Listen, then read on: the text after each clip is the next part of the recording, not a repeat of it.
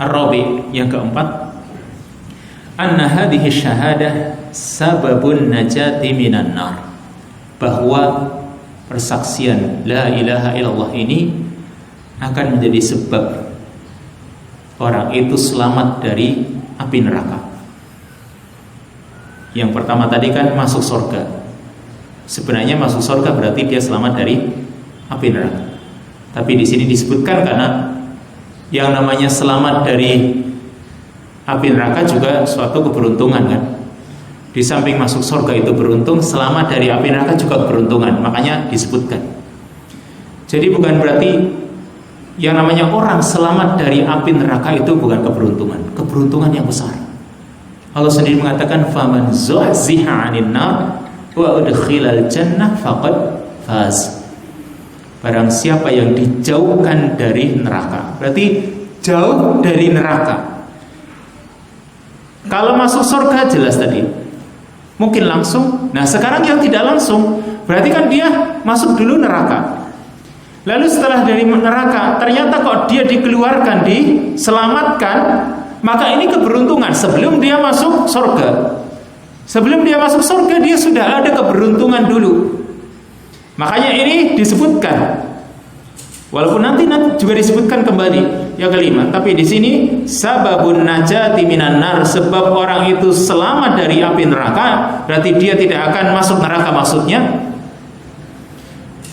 kalau orang masih memiliki syahadat la ilaha illallah, kama qala sallallahu alaihi wasallam fi hadis Ubadah radhiyallahu anhu, man syahida an la ilaha illallah wa anna Muhammadan Rasulullah harramallahu alaihi nar. Barang siapa bersaksi bahwa tidak ada sembahan yang berhak diibadahi kecuali Allah, dan juga bersaksi bahwa Nabi Muhammad adalah utusan Allah, harramallahu alaihi nar, maka Allah akan haramkan untuknya masuk dalam neraka. Berarti neraka tidak akan menyentuhnya. Ini berarti orang itu selamat tidak masuk neraka. Dan ini keberuntungan.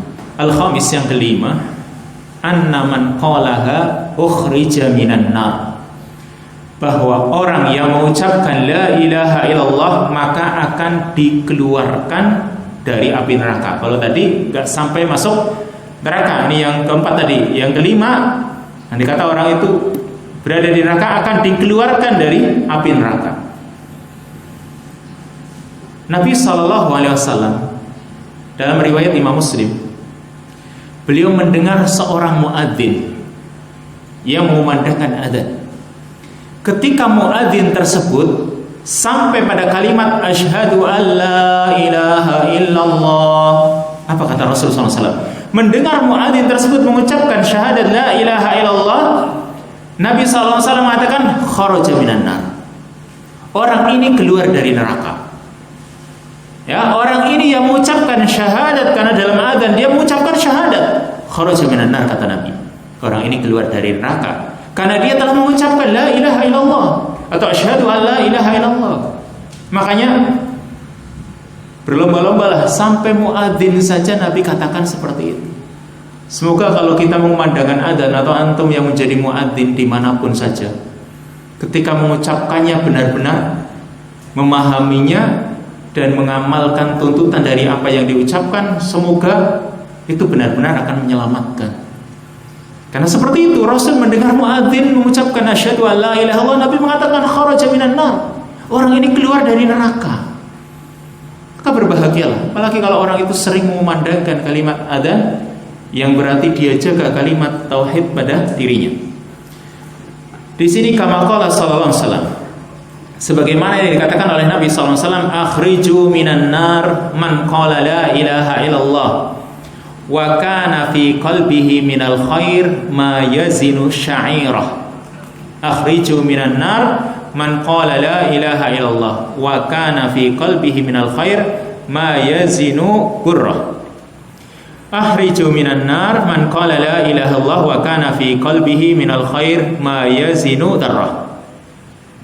Kata Nabi SAW, keluarkanlah dari api neraka orang yang mengucapkan la ilaha illallah, sekalipun di dalam hatinya terdapat kebaikan hanya seukuran syairah. biji syair. Ya, syair itu gandum.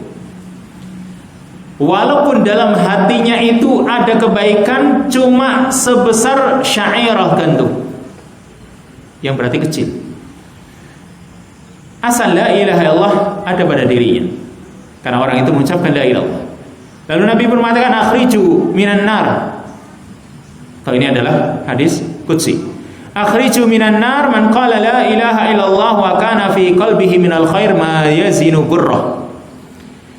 Keluarkanlah dari api neraka orang yang mengucapkan la ilaha illallah sekalipun di dalam hatinya ada kebaikan cuma sebesar atau seukuran burrah, biji jawawut. Burrah, tahu jawawut ya? Yang lebih kecil lagi. Kalau yang pakan burung itu namanya apa? Kayak millet itu loh, apa? Ya, itulah. Jadi kan ada bur, ada syair. Sebenarnya bur itu gandum, tapi syair itu tadi jawawut, lebih kecil lagi.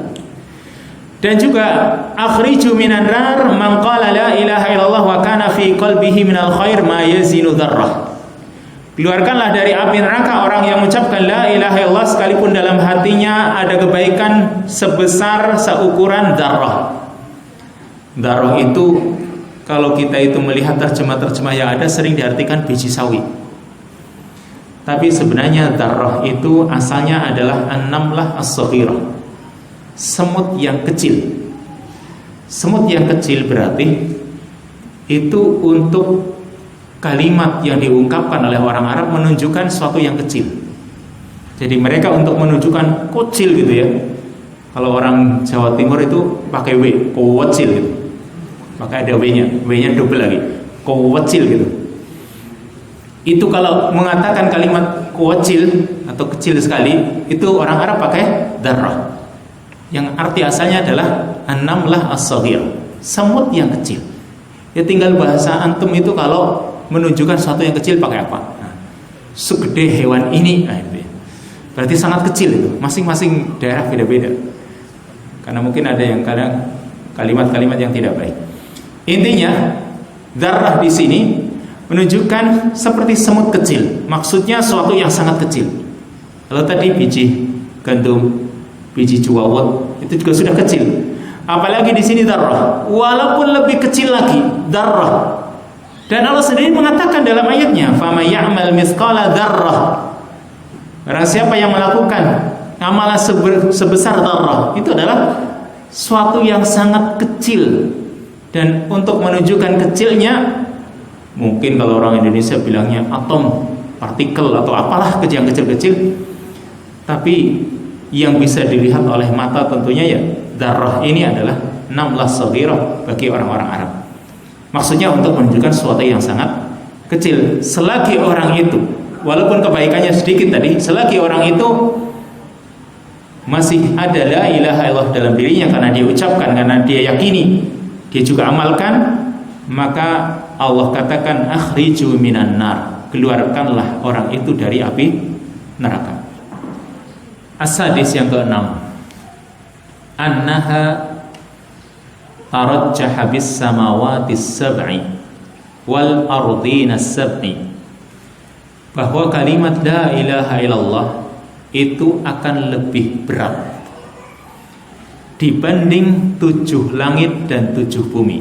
Kalau tadi di poin yang ketiga itu lebih berat daripada kartu catatan atau kitab-kitab catatan.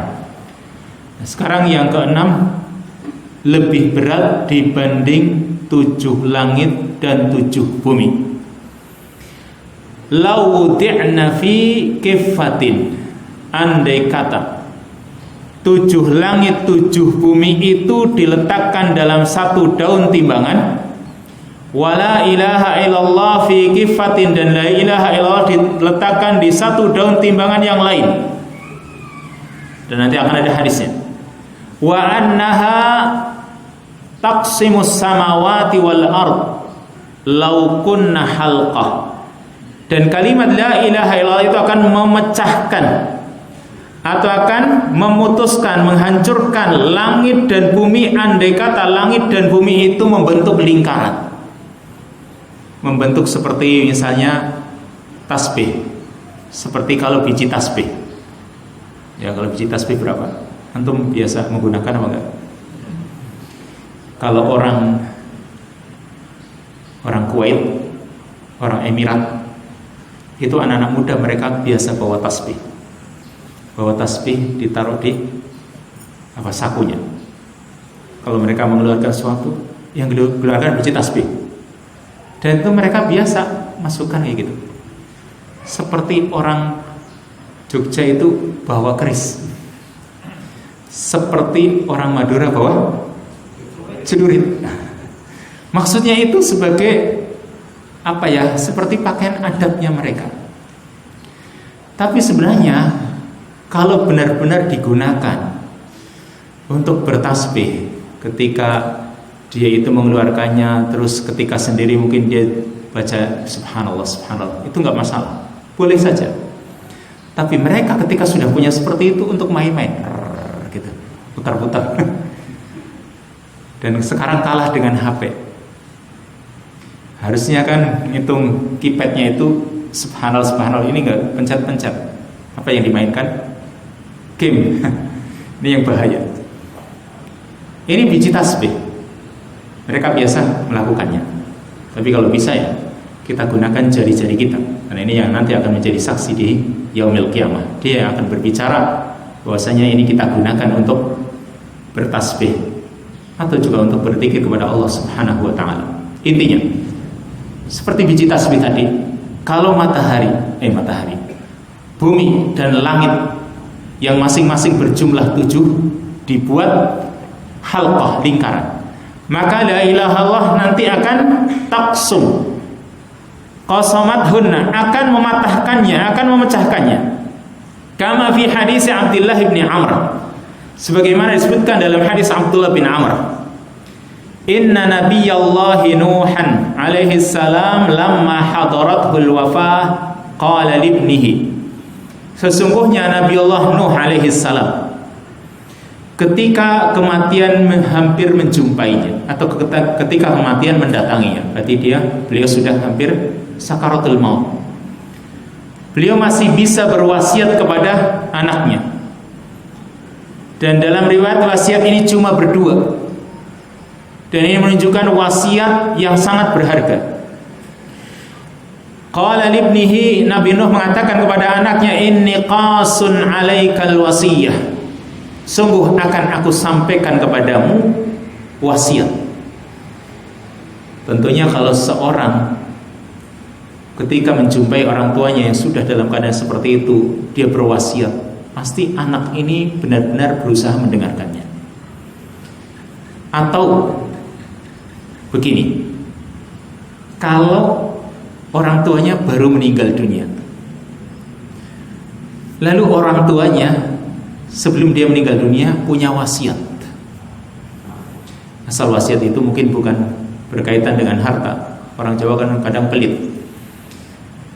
Kalau misalnya berwasiat, tolong makamkan aku di sana misalnya. Ketika mendengar wasiat tersebut, anak itu berusaha memegangi ini wasiat. Walaupun dia tidak mendengar langsung, tapi mendengar dari saudaranya barangkali, atau pamannya, adik dari bapaknya tadi berwasiat seperti itu. Anak ini berusaha melaksanakan wasiat orang tuanya ini, melaksanakan wasiat ayahnya ini, karena ini pesan terakhir atau pesan sebelum beliau meninggal kan itu.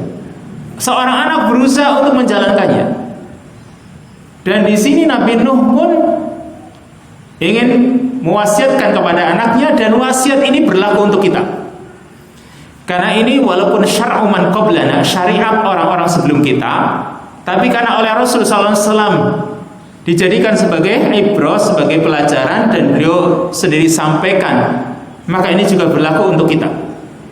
Wasiat Nabi Nuh alaihi salam kepada anaknya yaitu amuruka bisnatain wa anhaka anisnatain. Aku perintahkan kepadamu dengan 2 perkara, dan aku larang kamu dari 2 perkara. Apa itu? Yaitu amuruka bila ilaha illallah. Aku perintahkan kamu agar kamu menjaga kalimat la ilaha illallah, agar kamu benar-benar mengamalkannya, laksanakan tuntutan dari la ilaha illallah. Berarti harus dipahami, harus diamalkan. Ini maksud wasiat Nabi Nuh kepada anaknya, amuruka bila ilaha illallah. Aku perintahkan kamu supaya kamu berpegang kepada kalimat la ilaha illallah. Kenapa? Alasannya kata Nabi Nuh, fa innas samawati sab'a wal ardina sab'a law wudi'at fi kiffatin. Karena semuanya langit 7 dan bumi 7, andai kata diletakkan dalam satu daun timbangan, dan la ilaha illallah juga diletakkan dalam satu daun timbangan, rajahat bihinna la ilaha illallah, maka la ilaha illallah itu akan lebih berat dibanding langit 7 dan bumi 7. Langit 7 dan bumi 7, bahkan dalam riwayat yang lain beserta penghuninya selain Allah. Ini riwayat yang lain mengatakan seperti itu. La ilaha illallah ditimbang dengan langit 7, bumi 7 beserta penghuninya lagi. Dan kita ketahui yang namanya bumi itu makhluk yang besar, dan yang kita lihat ini baru satu. Itu pun kita belum bisa mengitari bumi ini segede apa. Cuma kita melihat dengan mata kepala kita, oh ternyata luas, oh ternyata besar. Ini baru satu, dan ternyata 7.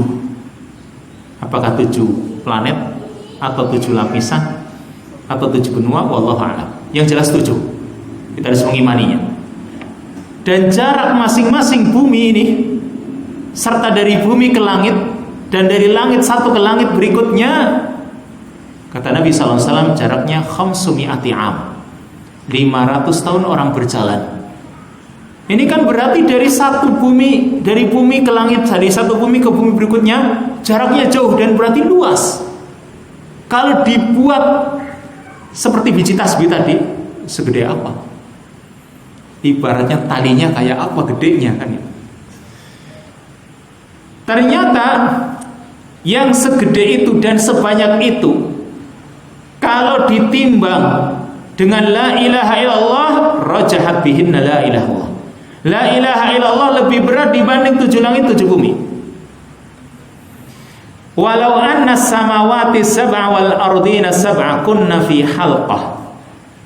Dan andai kata 7 langit dan 7 bumi ini semua kunna fi halqah, menjadi satu halqah, lingkaran mubhamatan, yang tertutup, qasamathunna la ilaha illallah, maka la ilaha illallah akan bisa memecahkannya, akan bisa menghancurkannya.